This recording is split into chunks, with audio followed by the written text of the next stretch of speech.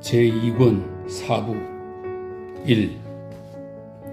성서에서는 타락하기 이전 태초의 인간에게는 노동의 부재, 무위가 행복의 조건이었다고 말한다.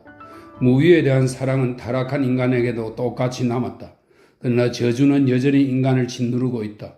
우리가 얼굴의 땀방울 속에서 일용할 양식을 얻어야 하는 데다 정신적 특성상 한가롭게 고요히 있을 수 없기 때문이다.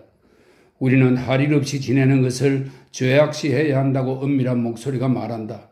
만일 인간이 아무것도 하지 않으면서 자신을 쓸모있고 의무를 다하는 존재로 느낄 그런 상태를 찾는다면 그는 태초의 더없는 행복의 한 측면을 발견한 셈일 것이다. 모든 구성원이 그런 의무적이고 흠잡을 데 없는 무위를 누리는 계층이 있다. 바로 군인 집단이다. 군 복무의 주된 매력은 바로 이 의무적이고 비난할 여지 없는 무위에 있었고 앞으로도 그럴 것이다. 니콜라이 로스토프는 1807년 이후 파블로그라드 연대에서 계속 복무하며 바로 그런 더없는 행복을 만끽하고 있었다. 이미 그는 데니소프에게 인계받은 기병 중대를 지휘하고 있었다. 로스토프는 모스크바의 지인들이 다소 저급한 태도로 볼 수도 있을, 그러나 동료들과 부하들과 상관들로부터 사랑과 존경을 받으며 자기 생활에 만족하는 거칠고 선량한 사내가 되었다. 최근, 그러니까 1809년 그는 집에서 보내오는 편지에서 형편이 계속 더 나빠지고 있다는, 이젠 집으로 돌아와 늙은 부모를 기쁘게 하고 안심시킬 때가 되지 않았느냐는 어머니의 한탄을 더 빈번하게 접하고 있었다. 그 편지들을 읽으면서 니콜라이는 세상의 모든 혼란을 피해 조용하고 평화롭게 살던 이 환경에서 자신을 끌어내려야 한다는 두려움을 느꼈다. 그는 조만간 상황의 혼란과 재정비, 관리인들의 정산, 다툼, 업무, 인맥, 사교계, 소냐의 사랑과 그녀에게 한 약속이 있는 삶의 소용돌이 속으로 다시 들어가야 한다는 것을 느꼈다. 그 모든 것이 끔찍할 정도로 어렵고 복잡했다. 그래서 어머니의 편지에 사랑하는 어머니로 시작해 어머니의 순종적인 아들로 끝나던 차가운 고전적인 편지로 답하고 언제 집에 갈지에 대해서는 침묵했다. 1810년 그는 나타샤가 볼콘스키와 약혼했다는 것과 혼인은 노공작이 허락하지 않아서 한 해 뒤에 한다는 것을 알리는 가족의 편지를 받았다. 이 편지는 니콜라이에게 슬픔과 모욕을 안겨주었다. 첫째, 그는 가족들 가운데 가장 사랑하는 나타샤를 집에서 떠나보내는 것이 슬펐다. 둘째, 경기병의 관점에서 자신이 그 자리에 없었던 것이 유감스러웠다. 자신이 볼콘스키라는 자에게 그와의 인척관계가 그리 대단한 영광도 아니며 나타샤를 사랑한다면 미치광이 아버지의 허락은 없어도 된다는 점을 알려주었을 것이기 때문이다. 순간 그는 약혼한 나타샤를 보기 위해 휴가를 신청할까 망설였다. 그러나 마침 기동훈련을 앞두고 있는 데다 소냐와의 혼란스러운 상황도 떠올라 니콜라이는 다시 휴가를 연기했다. 하지만 그해 봄 그는 어머니가 백작 몰래 쓴 편지를 받았고 그 편지가 그를 집으로 가도록 설득했다. 그녀는 니콜라이가 와서 일을 봐주지 않으면 모든 영지가 경매에 넘어가서 거지가 될 것이라고 썼다. 백작이 너무 나약하고 미텐카를 너무 믿은 탓에, 너무 착해서 모두가 그를 속이는 탓에 모든 것이 점점 더 악화되고 있었다. 제발 이렇게 애원하마. 나와 너의 가족을 불행하게 만들고 싶지 않거든 당장 와다오. 백작 부인은 그렇게 썼다. 편지는 니콜라이에게 영향을 미쳤다. 그에게는 무엇을 해야 할지 말해주던 보통 사람의 상식이 있었다. 이제 퇴역할 수 없다면 휴가를 받아서라도 가야 했다. 왜 떠나야 했는지는 몰랐다. 그러나 그는 식사 후 잠을 푹 자고 나서 오랫동안 사람을 태운 적이 없고 무서울 정도로 난폭한 회색 수말 마르스의 안장을 얹으라고 명령했다. 그러고는 땀에 흠뻑 젖도록 달린 수말을 몰고 숙소로 돌아와 라브루시카와 저녁에 찾아온 동료들에게 휴가를 내고 집에 갈 것이라고 알렸다. 자신이 특히 관심을 갖고 있던 것, 즉 최근의 기동훈련으로 자신의 기병 대위로 승진할지 아니면 안나 훈장을 받을지 사령부의 확인을 받지 못한 채 떠난다는 것이 아무리 괴롭고 이상하게 생각되었어도 폴란드 백작이 가격을 흥정했을 때 로스토프 자신이 2,000루블에 팔아보겠다고 내기를 건 젓갈색 말 3피를 골로옵스키 백작에게 팔지 않고 그냥 떠난다는 것이 아무리 이상하게 생각되었어도 그들의 판나는 서남 러시아를 비롯하여 폴란드, 체코, 슬로바키아, 우크라이나, 벨라루스 등에서 미혼녀를 일컫는 호칭이라고 합니다. 그들의 판나 브루조좁스카에게 무도회를 열어준 장기병들을 약올리기 위해 경기병들이 판나 프자스테츠카를 위해 열기로 한 무도회가 자기도 없이 진행되리라는 것이 아무리 납득할 수 없이 여겨졌어도 그는 그 분명하고 멋진 세계를 떠나 어딘가로 모든 것이 어리석은 혼란에 지나지 않던 그곳으로 가야 한다는 것을 알았다. 일주일 뒤에 휴가증이 나왔다. 연대뿐 아니라 여단에서도 동료 경기병들이 한 사람당 15루블씩 비용을 대서 로스토프에게 만찬을 베풀어 주었다. 두 악단이 연주를 하고 두 합창단이 노래를 불렀다. 로스토프는 바소프 소련과 트레파크를 주었다. 술 취한 장교들이 로스토프를 헝갈에 치고 어려서 안았다가 떨어뜨렸다. 제3중대 병사들이 한 번 더 그를 헝갈에 치며 우라 하고 함성을 질렀다. 그런 다음 로스토프를 썰매에 태워 첫 번째 역참까지 배웅했다. 언제나 그렇듯 여정의 절반인 크레멘추크에서 키예프까지는 로스토프의 생각이 아직 뒤에 기병중대에 머물러 있었다. 그러나 절반을 넘어서자 그는 이미 젓갈색 말셰필과 자신의 기병 특무상사와 판나 보르조좁스카를 잊고 오트라드 노예에서 무엇을 어떤 모습으로 발견하게 될지 불안한 마음으로 스스로에게 묻기 시작했다. 오크라드 노예에 가까이 갈수록 그는 더 강하게, 훨씬 더 강하게 집생각을 했다. 도덕적 감정도 거리의 제곱에 반비하는 인력의 법칙에 종속되어 있는 듯 했다. 오트라드 노예로 가는 마지막 역참에서 그는 마부에게 보드카 값으로 3루벌을 주었다. 그리고 사내 아이처럼 숨을 헐떡이며 집의 형광 계단을 뛰어 올라갔다. 만남의 감격 후에 그리고 기대와는 다른 이상한 불만의 감정을 느낀 후에 니콜라이는 집이라는 자신의 옛 세계에 완전히 익숙해졌다. 아버지와 어머니는 여전했고 그저 조금 늙었을 뿐이었다. 그들에게서 새로운 점은 예전에 없던 불안과 때때로의 불화였다. 니콜라이는 곧 그것이 열악한 재정 형편에서 비롯되었음을 알아차렸다. 소냐는 어느새 20살이었다. 그녀는 더 이상 아름다워지기를 멈추었다. 현재 모습 이상의 어떤 것도 기대할 수 없었다. 하지만 그것으로도 충분했다. 그녀는 니콜라이가 온 이후 온통 행복과 사랑으로 넘쳐났다. 이 아가씨의 진실하고 흔들림 없는 사랑이 그를 기쁘게 했다. 누구보다 페테와 나타샤가 니콜라이를 놀라게 했다. 페테아는 이미 변성기에 접어든 13살의 덩치 크고 잘생기고 쾌활하고 영리한 장난꾸러기 소년이었다. 니콜라이는 나타샤의 모습에 오랫동안 놀라움을 감추지 못했고 그녀를 보자 웃음을 터뜨렸다. 완전히 달라졌구나. 그가 말했다. 못생겨졌어? 아니, 그 반대야. 게다가 어떤 위험 같은 게 느껴지는데 공작 부인? 그는 그녀에게 소곤거렸다. 걸음. 나타샤는 기쁘게 말했다. 나타샤는 자신과 안드레이 공작의 사랑 이야기와 그가 오트라드 노예에 왔던 일을 들려주고 그의 최근 편지를 보여주었다. 어때? 기뻐? 나타샤가 물었다. 난 지금 너무 평온하고 너무 행복해. 정말 기뻐. 니콜라이가 대답했다. 그는 훌륭한 사람이야. 어때? 사랑에 깊이 빠졌어? 어떻게 말해야 할까? 나타샤가 대답했다. 난 보리스에게도 선생님에게도 데니소프에게도 사랑을 느꼈어. 하지만 이번은 전혀 달라. 평온하고 굳건한 느낌이야. 난 그 사람보다 훌륭한 사람은 없다는 걸 알아. 그래서 지금 난 평온하고 좋아. 예전과는 전혀 달라. 니콜라이는 나타샤에게 결혼이 한 해 연기된 것에 대한 불만을 드러냈다. 그러나 나타샤는 어쩔 수 없는 일이었다고. 시아버지의 뜻을 거역하며 그 가족이 되는 것은 꼴사나울 것이라고 자기도 그러기를 원했다고 주장하며 오빠의 말을 격렬하게 반박했다. 오빠는 전혀 이해를 못하지. 그녀가 말했다. 니콜라이는 입을 다물고 그녀의 말에 동의했다. 니콜라이는 누이를 보며 종종 의아한 느낌이 들었다. 약혼자와 떨어져 있는 사랑에 빠진 약혼녀로는 보이지 않았다. 예전과 조금도 다름없이 온화하고 차분하고 명랑했다. 그것은 니콜라이를 놀라게 했고 볼콘스키의 청혼마저 의심하게 만들었다. 그는 그녀의 운명이 이미 정해졌다고 믿지 않았다. 더욱이 그녀와 안드레이 공작이 함께 있는 모습을 본 적도 없었다. 그에게는 계속 이 예정된 혼인에 무언가 잘못된 구석이 있다는 느낌이 들었다. 왜 연기했을까? 왜 약혼식을 올리지 않았지? 그는 생각했다. 한 번은 어머니와 이야기를 나누면서 어머니도 자기와 똑같이 때때로 마음 깊은 곳에서 그 결혼을 미심쩍게 보고 있다는 것을 알고는 놀랐고 부분적으로는 만족의 느낌도 들었다. 그가 이렇게 썼단다. 그녀는 모든 어머니가 딸이 장차 누릴 행복한 결혼 생활에 대해 품기 마련인 악감정을 숨긴 채 안드레 공작의 편지를 아들에게 보여주며 말했다.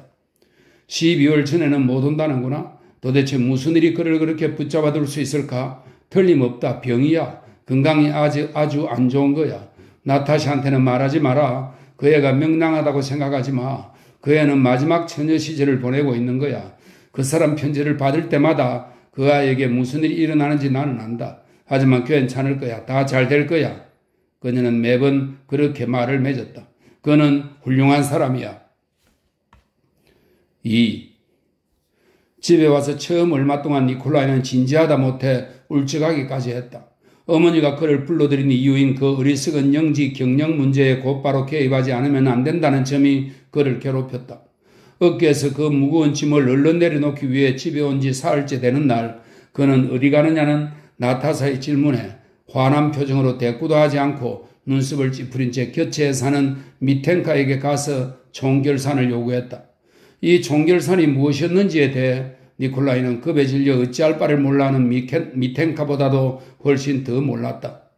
미텐카의 이야기와 회계보고는 오래 이어지지 않았다. 곁의 현관방에서 기다리던 촌장과 농민 대표와 지방서기는 두렵고도 흡족한 마음으로 처음에는 젊은 백작의 점점 높아지던 목소리가 어르렁거리며 표효하는 것을 들었고 연이어 빗발치듯 쏟아지는 욕과 무시무시한 말을 들었다.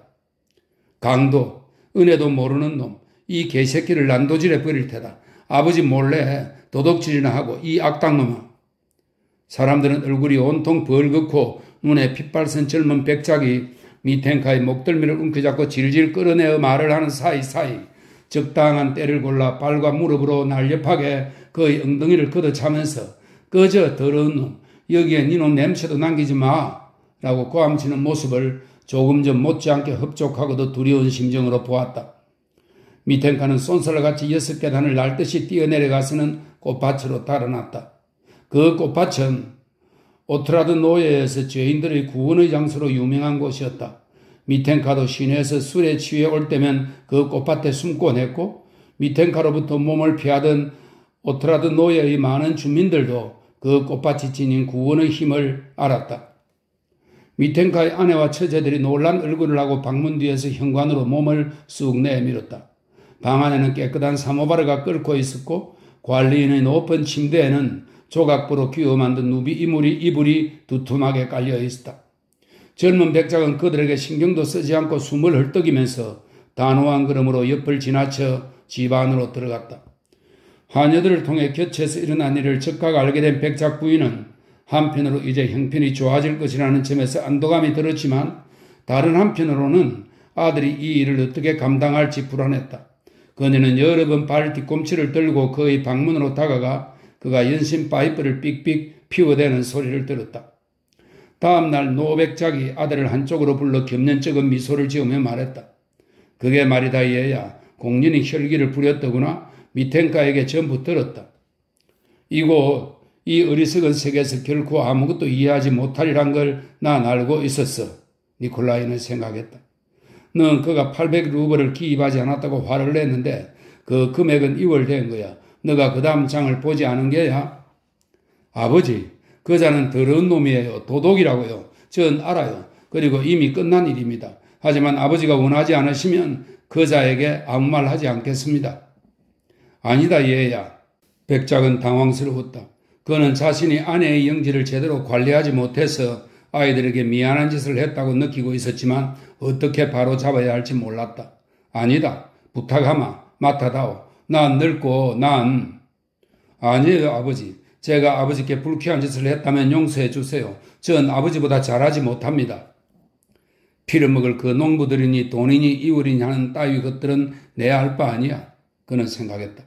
예전에 카드 6장으로 하는 게임에서 귀퉁이를 접는 의미가 무언지는 이해했지만 이월이라니 아무것도 모르겠어. 그는 속으로 중얼거렸고 이후로는 더 이상 사무에 개입하지 않았다.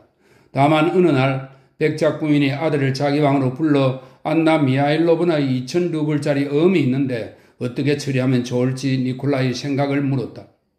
어떻게 하냐면요. 니콜라이가 대답했다.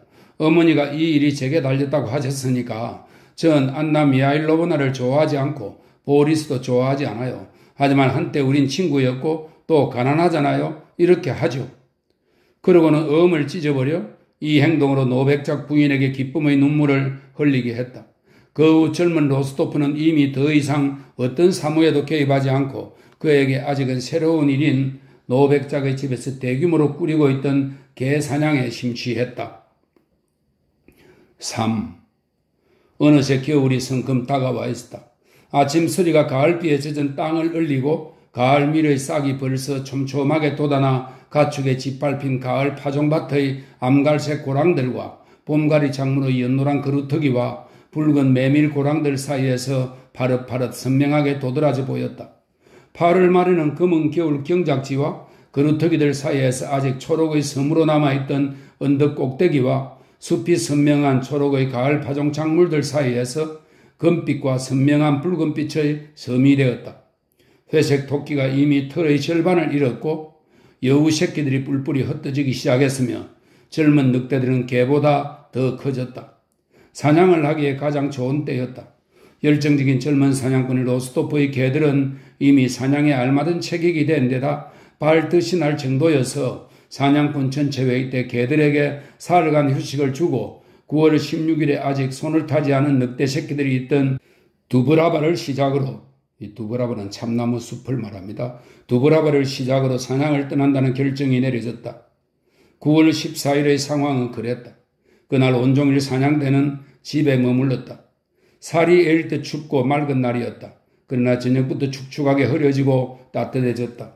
9월 15일 젊은 로스토프는 아침에 할라트 차림으로 창밖을 내다보고 사냥하기에 더 이상 좋을 수 없는 그런 아침을 보았다. 마치 하늘에 녹아 바람도 없이 땅으로 내려오는 듯했다.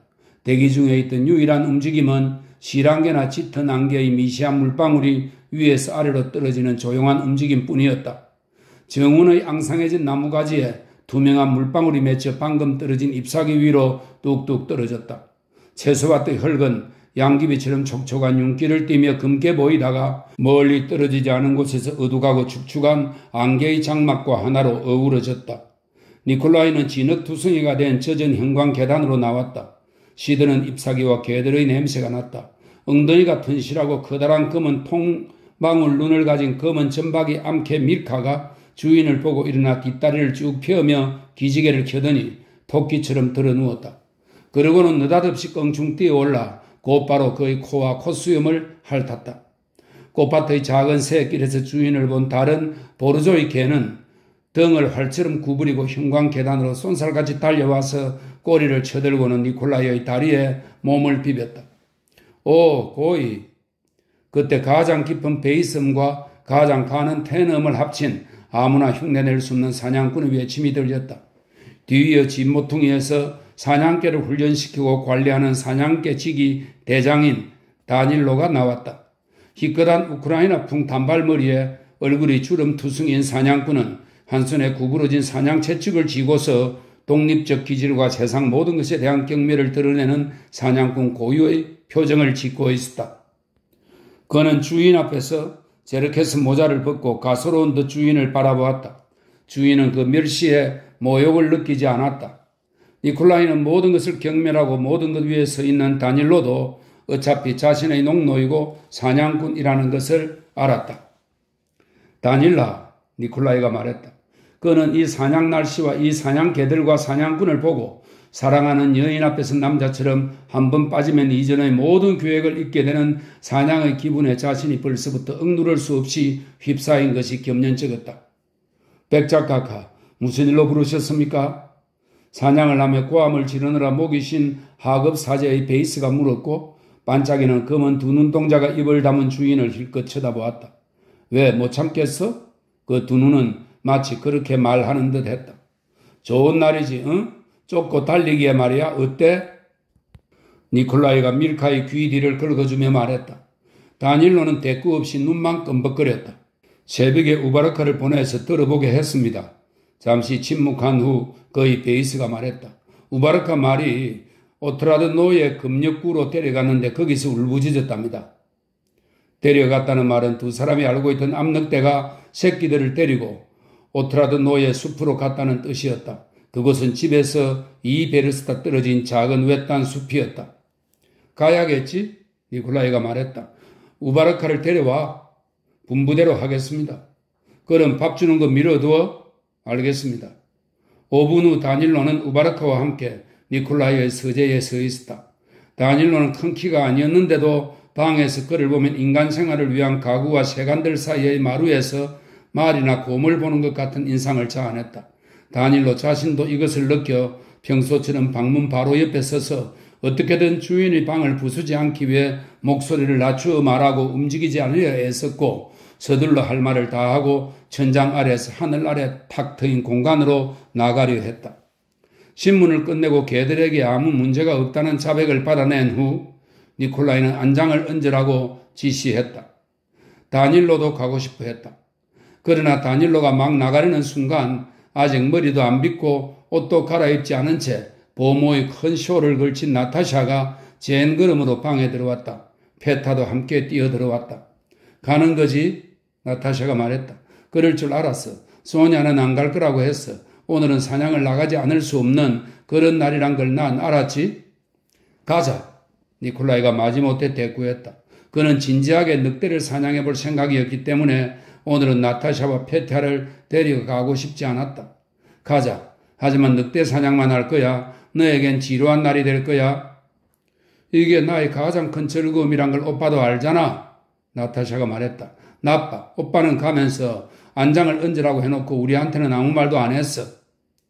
러시아인들을 가로막는 모든 방해가 헛되도다. 가자. 페테아가 외쳤다. 하지만 정말 넌 안 돼. 어머니가 넌 가면 안 된다고 말씀하셨잖아. 니콜라이가 나타샤를 돌아보며 말했다.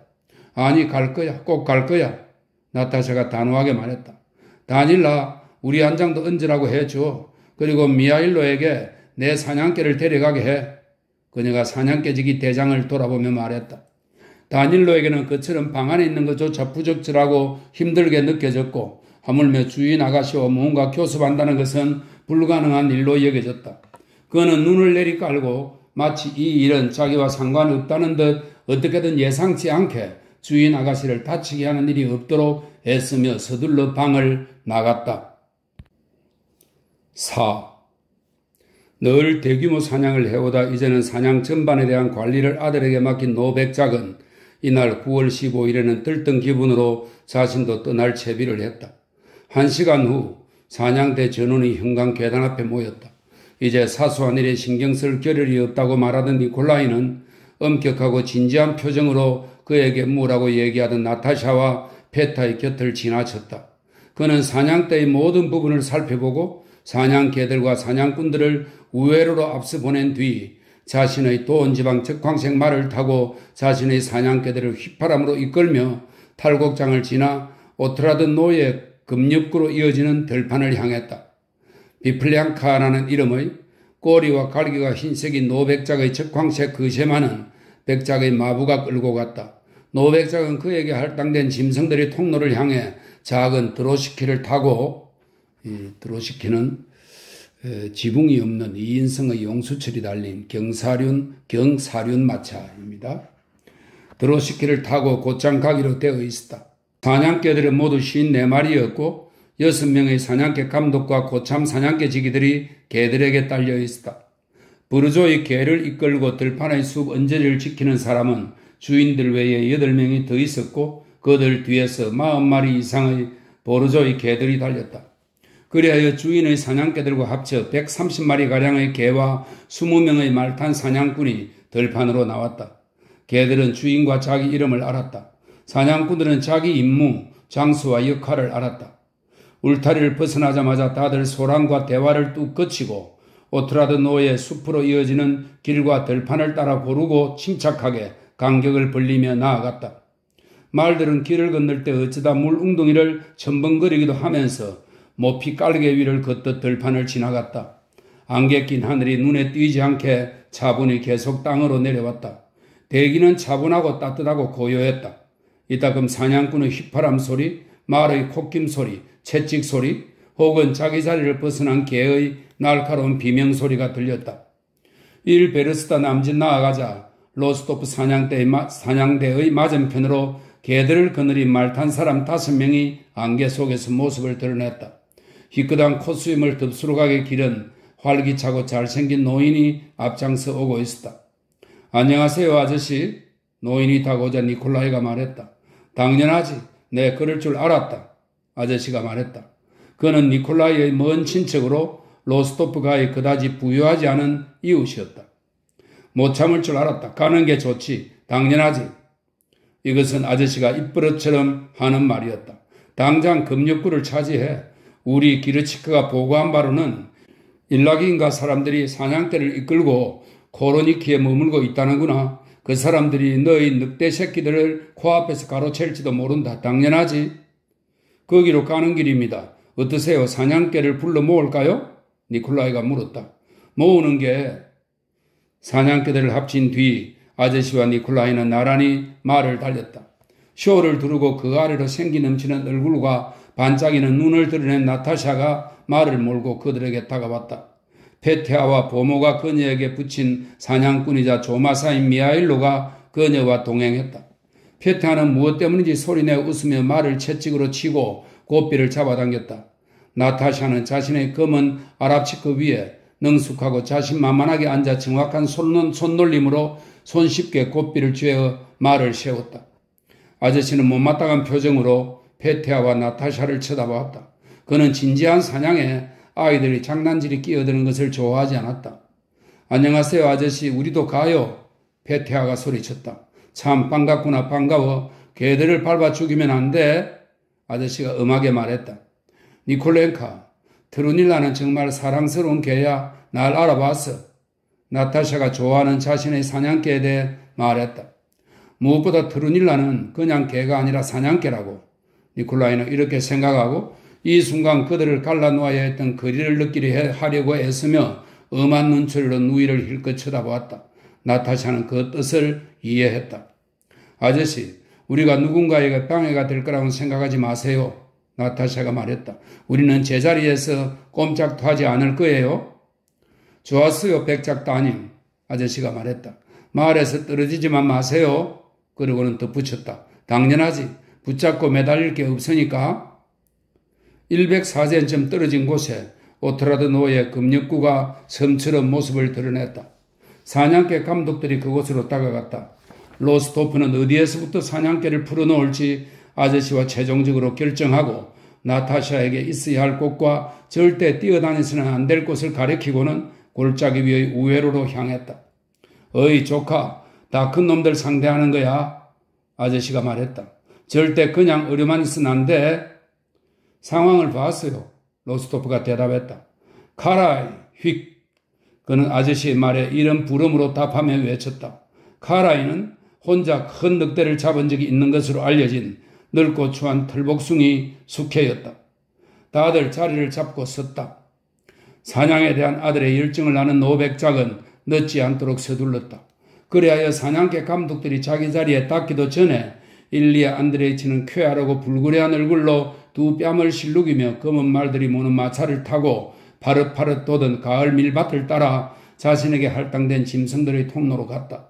그런 다음 외투를 가지런히 하고 사냥 도구를 몸에 찬 뒤 털이 반대를 하고 살찌고 온순하고 착한 자기 자신처럼 백발이 성성한 자신의 비플량케아에 기어 올랐다.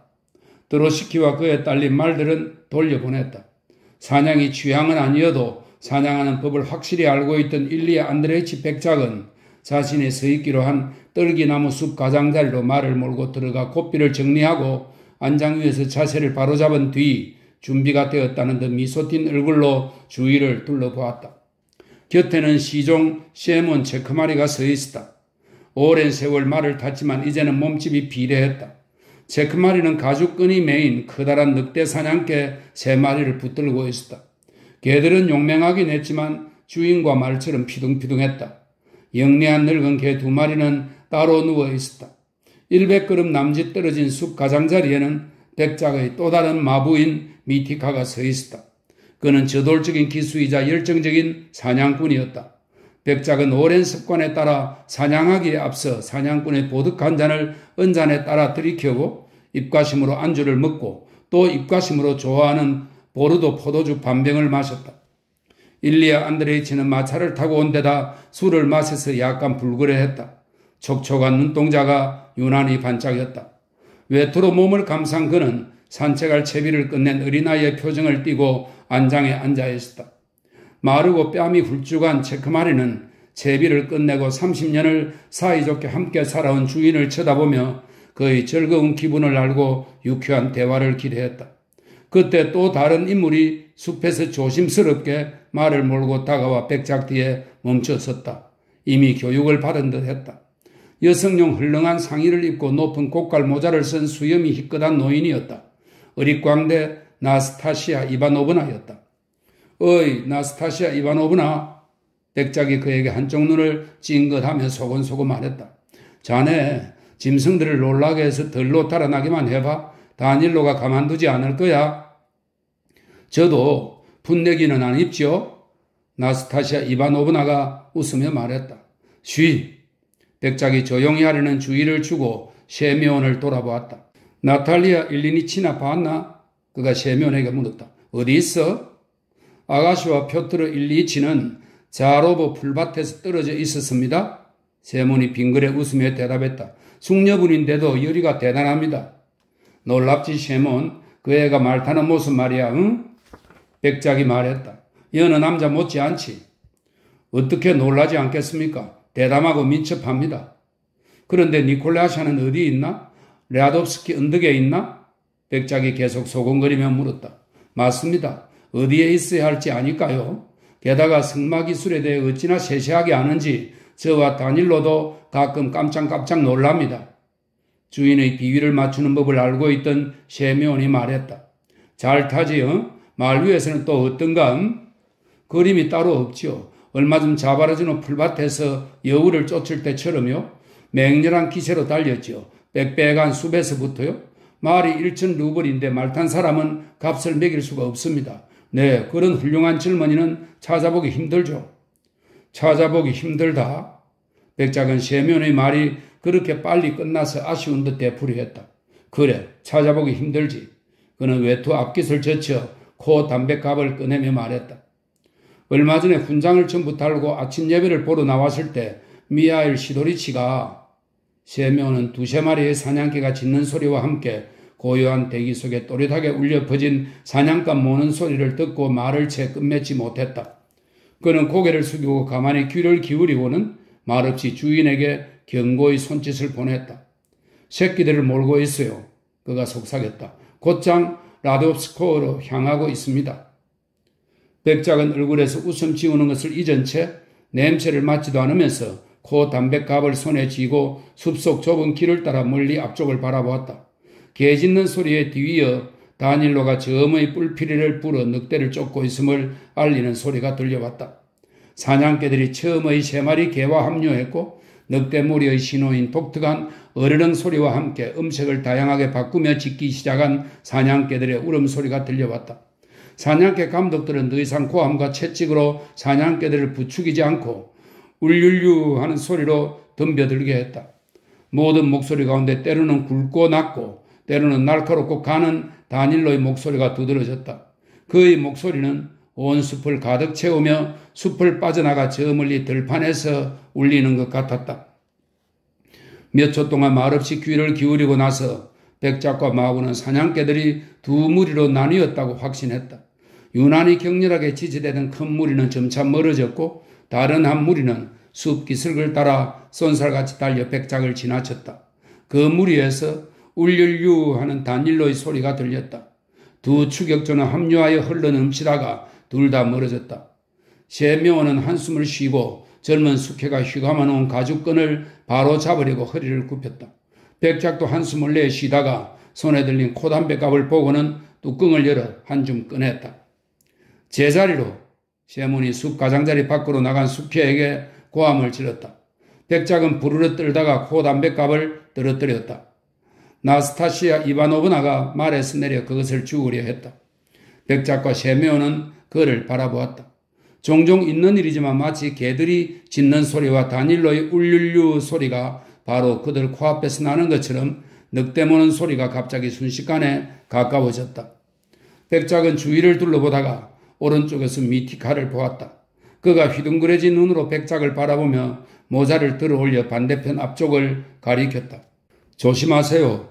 그는 벌써 한참 전부터 이 말이 밖으로 내보내달라고 고통스럽게 매달렸던 듯 들리는 목소리로 외쳤다. 그러고는 개를 풀고 백작 쪽으로 말을 타고 달려왔다. 백작과 셰모는 숲 가장자리에서 달려나오다가 늑대를 보았다. 늑대는 부드럽게 몸을 흔들며 그들 왼편으로 그들이 서있던 숲 가장자리를 향해 조용히 달려갔다. 사나운 개들이 날카롭게 짖어대고는 가죽끈에서 벗어나 말들의 다리를 지나쳐 늑대에게로 내달렸다. 늑대는 달리던 걸음을 멈추고 후두염 환자처럼 이마가 넓은 머리를 개들 쪽으로 거북하게 돌리고는 여전히 부드럽게 몸을 흔들며 한 번 또 한 번 벌쩍 뛰어 오르더니 꼬리를 흔들고서 숲 가장자리 안쪽으로 자취를 감추었다. 바로 그 순간 맞은편 숲 가장자리에서 슬피 우는 듯한 울부짖음과 함께 첫 번째, 두 번째, 세 번째 사냥개가 허둥지둥 뛰쳐나왔고 모든 사냥개들이 들판을 늑대가 기어들어간 그 장소를 쏜살같이 달려갔다. 사냥개들에 이어 개암나무 덤불이 양옆으로 갈라지면서 땀으로 거무스름해진 다닐로의 밤색 말이 모습을 드러냈다. 말의 길쭉한 등에는 모자도 없이 땀에 젖은 벌건 얼굴 위로 헝클어진 백발을 드러낸 다닐로가 몸을 앞으로 숙인 채 작은 덩어리처럼 앉아 있었다. 울룰룰루 울룰루 그가 외쳤다. 백작을 본 순간 그의 눈동자에서 번갯불이 번뜩였다. 도대 그가 긴 채찍을 들어 백작을 위협하며 고함쳤다. 늑대를 따라 사냥꾼이란 작자들이 당황하고 놀란 백작에게 더 이상 말할 가치도 없다는 듯 그는 백작에게 치미는 모든 분노를 모아 밤새 그 세마에 움푹 들어간 축축한 양 옆구리를 채찍으로 때리고 사냥개들을 뒤쫓아 질주했다. 백작은 뿔받은 사람처럼 서서 주위를 두리번거리며 미소로 셰몬에게 자신의 처지에 대한 동정을 불러일으키려고 애썼다. 그러나 셰몬은 이미 없었다. 그는 보호림으로 늑대가 들어가지 못하도록 덤불 주위로 말을 달리고 있었다. 보르조의 개를 이끌고 숲 언저리를 지키는 사람들도 맹수를 쫓아 양쪽에서 이리저리 말을 달렸다. 그러나 늑대는 떨기나무 덤불을 통해 빠져나갔고 단 한 명의 사냥꾼도 늑대를 잡지 못했다. 5. 한편 니콜라이 로스토프는 맹수를 기다리며 자기 자리를 지켰다. 추격이 가까워지고 멀어지는 것을 통해 아는 개들의 소리를 통해 사냥개 감독들의 목소리가 가까워지고 멀어지고 높아지는 것을 통해 그는 섬에서 무슨 일이 일어나는지 감지했다. 그는 섬에 새로 태어난 어린 늑대들과 큰 늙은 늑대들이 있다는 것을 알았다. 사냥개들이 두 무리로 나뉘었다는 것을, 어디선가 몰이가 벌어졌다는 것을, 무언가가 잘못되었다는 것을 알았다. 그는 매 순간 맹수가 자기 쪽으로 오기를 기다렸다. 맹수가 어느 쪽에서 달려올지, 어떻게 맹수를 몰아서 잡을지에 대해 수천 가지의 가정을 세웠다. 희망이 절망으로 바뀌어갔다. 그는 늑대가 자기 쪽으로 오게 해달라고 몇 번이나 하나님에게 기도했다.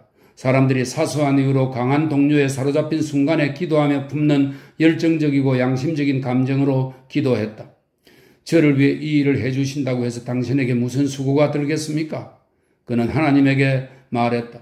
당신은 위대한 분이며 당신에게 이런 청을 드리는 것이 죄라는 것을 압니다. 하지만 제발 큰 놈이 제 쪽으로 기어 나오게, 저쪽에서 지켜보는 아저씨의 눈앞에서 카라이가 그 놈의 목덜미를 죽도록 꽉 물고 늘어지게 해 주소서.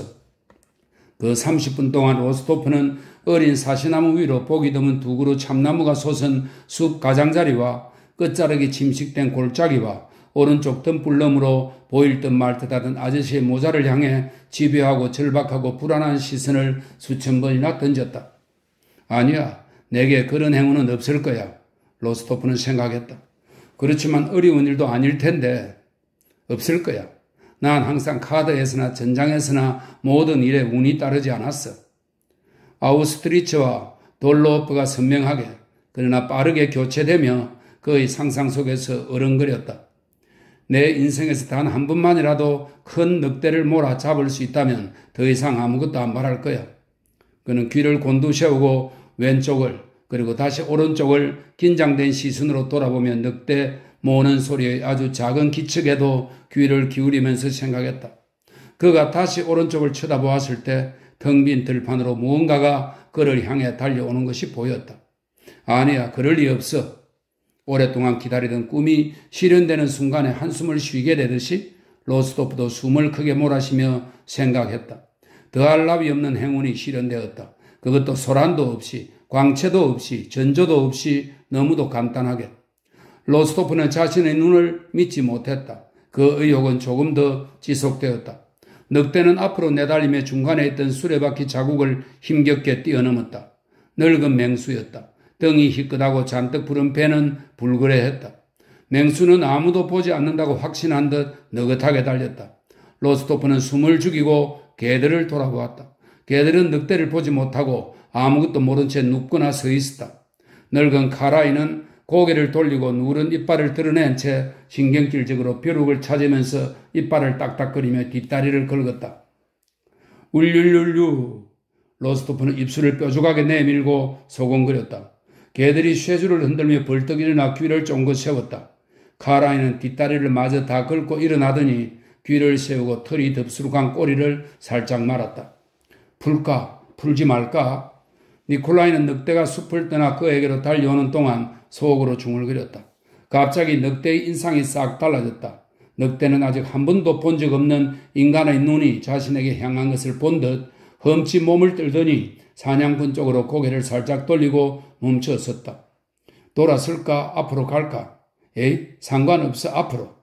늑대는 마치 속으로 그렇게 말한 듯 했고 더 이상 주위를 둘러보지 않고 부드러우면서도 큰 보폭으로 자유롭지만 단호하게 앞으로 내달리기 시작했다.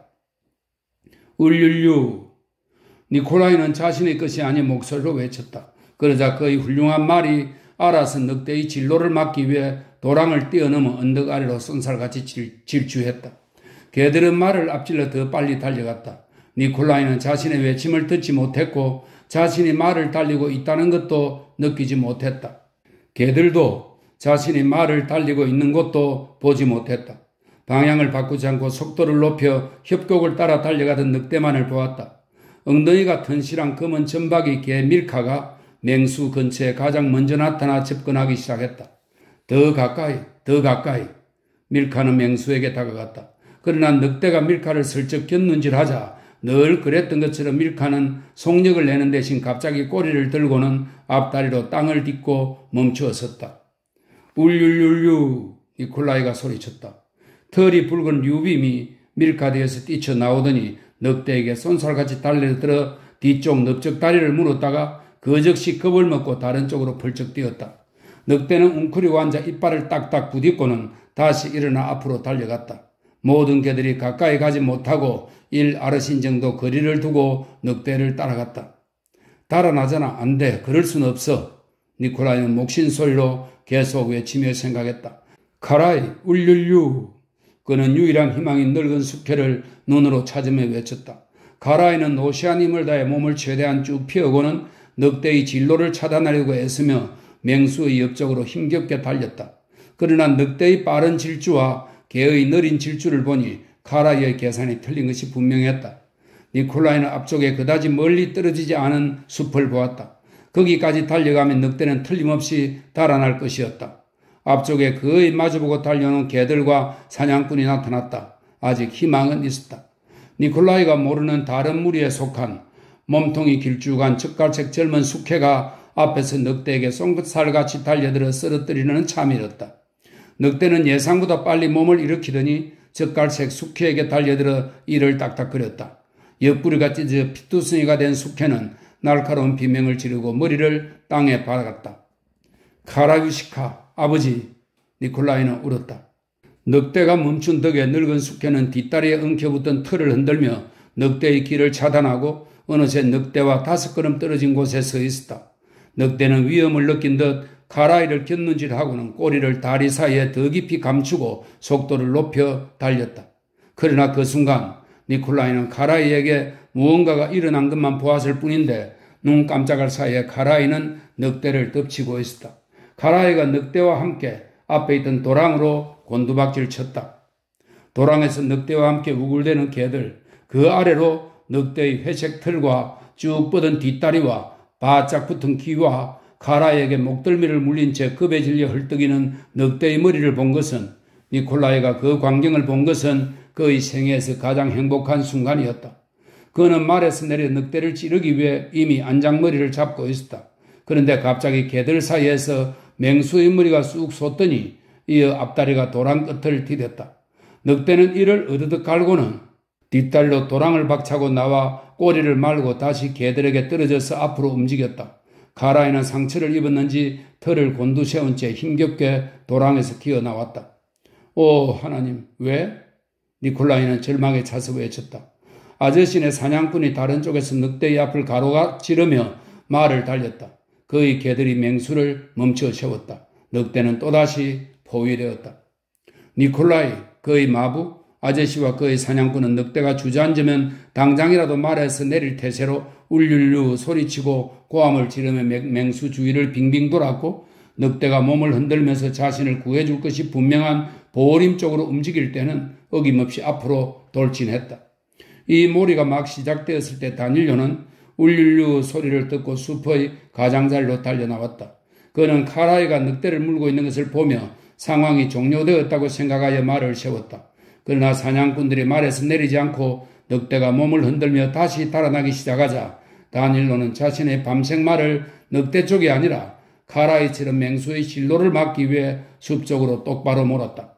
그렇게 방향을 잡은 덕분에 그는 아저씨의 개들이 두 번째로 늑대를 멈추게 했을 때 늑대에게 접근할 수 있었다. 다닐로는 칼집에서 뽑은 당금을 왼손에 쥐고 마치 도리깨질을 하듯 밤색말의 팽팽한 옆구리에 채찍을 휘두르며 묵묵히 말을 달렸다. 니콜라이는 밤색말이 가쁜 숨을 헉헉대고 할딱대며 자기 옆을 지나쳤을 때야 비로소 다닐로를 보고 그 기척을 들었다. 뒤이어 몸뚱이가 떨어지는 소리를 들었고 다닐로가 개들 한가운데서 늑대의 엉덩이 위에 엎어져 늑대의 귀를 잡으려 하는 것을 보았다. 사냥꾼들에게나 개들에게나 늑대에게나 이제 다 끝난 듯 했다. 맹수는 두려움에 귀를 붙이고 일어나려 애썼지만 개들이 달라붙었다. 다닐로는 몸을 약간 일으켜 쓰러질 것처럼 한 걸음을 내딛고는 마치 휴식을 위해 들어눕듯 체중을 전부 실으며 늑대 위에 엎드려 귀를 잡았다. 니콜라이는 늑대를 찌르고 싶었지만 다닐로가 그럴 필요 없어요, 묶읍시다 라고 소곤거리더니 자세를 바꾸어 한쪽 발로 늑대의 목을 밟았다. 그들은 늑대의 입에 막대기를 밀어넣고 말에 굴레를 씌우듯 가죽끈으로 동여맨 후 다리를 묶었다. 그런 다음 다닐로는 늑대를 양옆으로 두어 번 굴렸다. 행복하고도 기진맥진한 얼굴로 그들은 옆으로 물러서며 산채로 잡은 큰 늑대를 콧기몰래 뿜는 말 위에 얹고는 늑대를 향해 날카롭게 짖어대는 개들을 데리고 모두가 모이기로 한 장소로 갔다. 사냥개들은 새끼 늑대 2마리를 잡았고 보르조의 개들은 3마리를 잡았다. 사냥꾼들이 포획물과 이야기거리를 가지고 모여들어서는 다들 큰 늑대를 보러 다가왔다. 늑대는 입에 막대기를 문 채 이마가 넓은 머리를 축 늘어뜨리고 유리 같은 큰 눈동자로 자신을 에워싼 개들과 사람들의 무리를 바라보았다. 사람들이 건드리면 늑대는 묶인 다리를 부르르 떨며 사나우면서도 순박하게 모두를 바라보았다. 일리아 안드레이치 백작도 말을 몰고 다가와서 늑대를 만져보았다. 오, 굉장히 큰 놈이군. 그가 말했다. 그렇지? 그는 옆에 서 있던 다닐로에게 물었다. 큽니다, 백작가카. 다닐로가 황급히 모자를 벗으며 대답했다. 백작은 자신이 멍청하게 놓친 늑대와 다닐로와 충돌한 일을 떠올렸다. 하지만 이복에 자네 성깔 있더군, 백작이 말했다. 그러나 다닐로는 아무 말도 않고 부끄러운 듯 어린아이처럼 유순하고 즐거운 미소를 지을 뿐이었다.